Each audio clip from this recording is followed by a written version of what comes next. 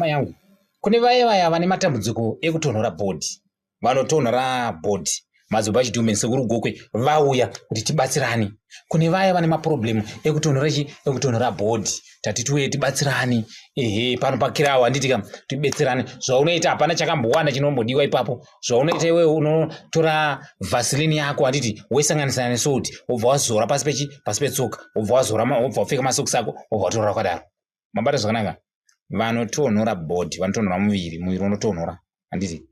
Unotora vaseline original, kwete tuma vaseline, unotora vaseline original wozora pasi petsoka, wosanganisa nesalt wobva wazora pasi petsoka wobva wazopfeka masokisi worara wakadaro. 3 days dzako woita zvakadaro. Tora vaseline wozora wosanganisa nesalt wobva wazora pasi petsoka. Zvinobatsirei? Zvinobatsira miviri iya inotonhora. Kutonhora kwemuviri kuna mwana akatotora muviri ayo, zvotaura zvepabonde, totaura zvekutonhora muviri kuti muviri unotonhora.